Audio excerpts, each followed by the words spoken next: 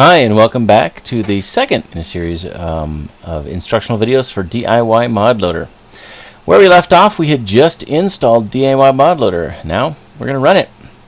So the first time you run it, it's basically going to say, or everything's going to be disabled. If you take a look at the settings here, none of these buttons work. They're not doing anything.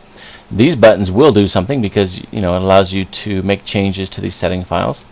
But if you go to the main page, none of these buttons work, none of these buttons work, nothing's working. Actually, if you go to the help screen, those work, but ignore them because I'm replacing them. I'm not happy with the way this format is. You can click directly here and go to the website. You can actually go to the Watt support site. The Watt support forums is a direct link there.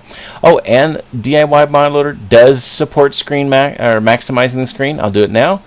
Now, obviously, you only see a piece of it because I'm capturing just a portion of my screen. So, obviously, to keep the bandwidth down, but it is expandable. You see here that it expands in the main page. Everything expands so that your listing and everything gets better or bigger as you work in it. MIF files, ignore those. It's a new feature I'm working on. It's just in testing. So basically, the two folders or the two tabs you're going to be concerned with are these two right here.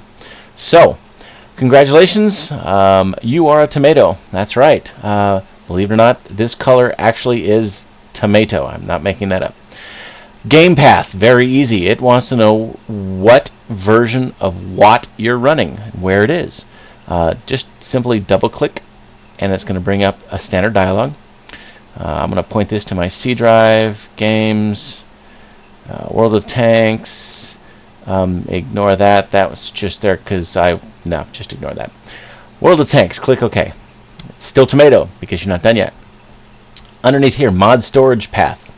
That is, in my instance, the My Mods folder that I created on my desktop.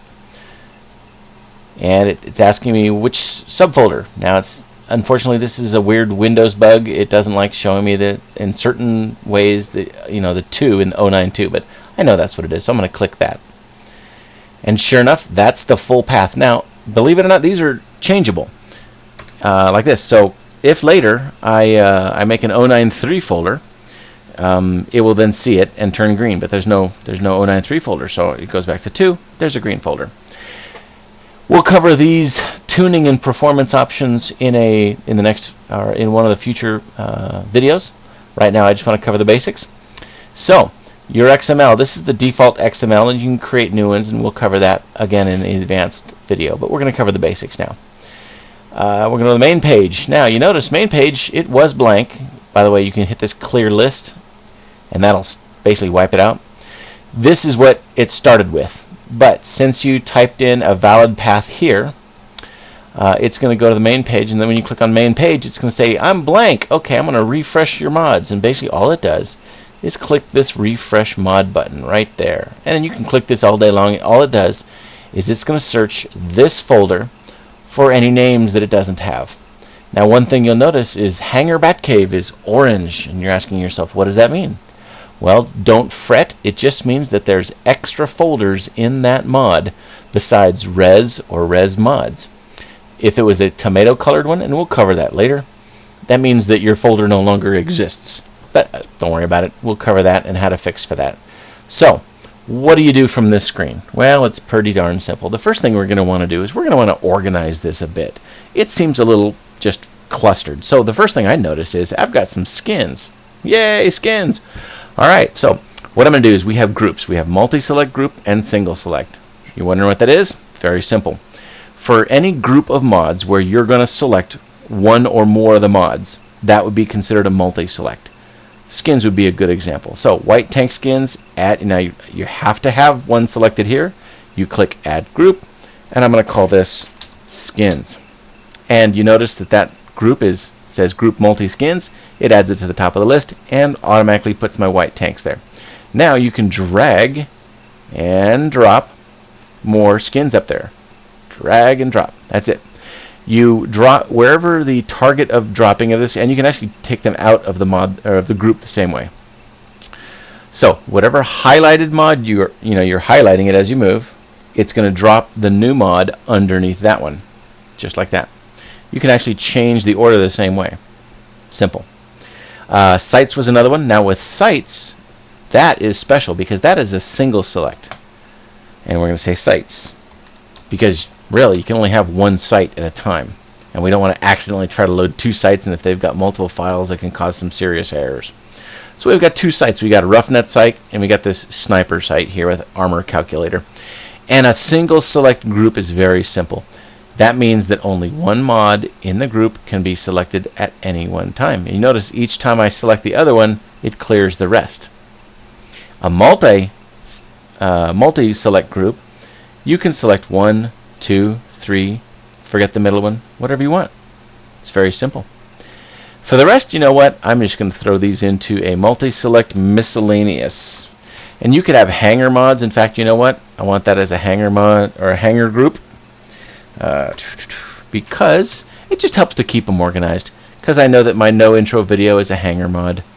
And let's see, a site add-on. Now this one here, I'd add that to I'm going to create a miscellaneous. And the reason is very simple. That's an add-on. You can use it. You can use you could have multiple add-ons. You know, adding things onto the screen like paintball hits. Okay, you can have both of those. They're both, you know, they're compatible. Debug panel. I'm going to throw that up there in miscellaneous. No binoculars. I'm going to throw that up there. Ooh, sound files. Going to have multiples of those, so we're going to do a multi-select on the sound files. Again, this just helps to keep them organized. And train cars, that's going to be a miscellaneous. So, let's see. Just for, you know, I'm going to select that one, and I want my Sixth Sense and my Despicable Me voices. Great. I'm not going to try tracks for now, and that looks good. Now, one thing you'll notice is there's this loader settings here. This just gives you some information about what it's doing. These checkboxes here on loader settings don't do anything. You can clear them, you can check them, you can do whatever you want. You can't actually move stuff into them. Nothing will go there. So you could just ignore them. It doesn't do anything. But these checkboxes here at the root of each group control the entire group. That way, let's say you're having a sound error. So instead of clearing out all the sound files or better yet, a skin error. You know, you think, oh, one of my skins is bad.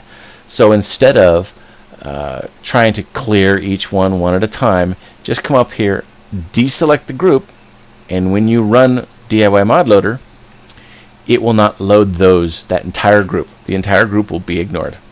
So right now, this group is being ignored because we haven't selected it.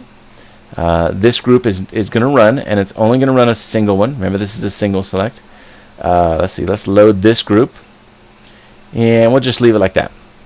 So, oh, by the way, are you blind? Let's crank up the text. There you go. How's that?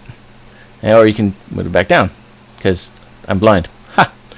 Okay, so you can also expand and collapse all the groups in the same time. You know, very simple for just grouping all your stuff together. And let's say that you change this. You know what, my sites, I meant that to be a multi. Well, just click change type. Oh, no, wait, I want that single. Change type. Very simple. When you're done choosing what you want, you just click this load mods button right here. And it's going to go through, and you're going to see at the bottom that it's deleting your old res mod folder and loading all your new res mods. And I want to just, we're going to come up on 10 minutes in just a second, so I want to quickly talk about one of the key features of DIYModLoader. Actually, there's 3 key features. The first one is with sounds. Now, many people do not know that sound files can be in 2 different folders. Now, I want to show you. Let me show you a 0.91 mod pack because I know that it's got a res and a res mod folder. And the reason is a lot of mod designers will put audio in the res folder. The reason they do this is a bug in DIYModLoader. And the bug, here's the bug. Normally, the way that the mod folder was designed, every folder that's in your games folder, right, the actual game folder, let's take a look. In the World of Tanks folder, right, if you take a look at res, you've got audio, GUI, scripts. Wow, this is starting to look a little familiar, isn't it? If we take a look at the packages, those packages are broken down. They're actually zip files that are broken down into all the different stuff that we normally see within the res mod folder. Well, the way that the resmod folder is supposed to be is the resmod folder is supposed to follow the same path, all the same paths that would normally see in the res folder. So resmod is supposed to have the GUI, the scripts, the spaces, and it's supposed to have audio. In fact, if you put an audio file in DIYModLoader, then it will actually run the audio from the resmod folder. But here's the bug. If it finds any audio files in resmods, it will ignore all the sound files in the res folder. And now that's not the way that the resmod folder is supposed to work. As you know, what it's supposed to do is replace the files on a one-for-one basis. So if it finds a new skin for my T34 in the resmod folder, then what it's supposed to do is show all the default skins except for my T34, which it found in resmods. But it doesn't treat audio that way. For audio, it ignores everything. So what DIYModLoader does is if it detects that any mod you're using has audio files in the res folder, then what it's going to do first is it's going to go into the game and copy all the default sounds into the resmod audio folder. And then it's going to copy your modified sound files into the resmod folder, so that when the game finds the resmod audio and says, I ignore everything in my game res folder, it's not a problem because it now has everything. A lot of people will, they'll install Gnome Father's gun sounds, right? And they put it in resmods, and then all of a sudden they've got no engine sounds, and they've got no warnings and things like that because all of those were in the game itself. Well, DIYModLoader takes care of all of that for you. Another thing that DIYModLoader does, and this is in the last couple of versions, is there are two special folders for mods. One is an XVM folder, and one is a mod setting folder. Now these two folders normally resmod gets completely deleted every time you run the load mod button here. But obviously every time you run DIYModLoader, you don't want to have to sit there and reinstall or go back in and change all your settings for your mods. You don't want to have to go to the XVM website and re-enable and reactivate your client and all that kind of stuff. So what this does is it saves those, it backs them up. It's going to create a backup file, a mod setting backup file, and an XVM DB file folder here, and it's going to save all of your mod settings for you, so you don't have to worry about that. So what it's going to do is it's going to take care of all your audio files, make sure they're in the right place. It's going to take care of your mod setting folder, and it's going to take care of your XVM folder for you every time you click load mods. And that takes care of video number 2, basic operation of DIYModLoader.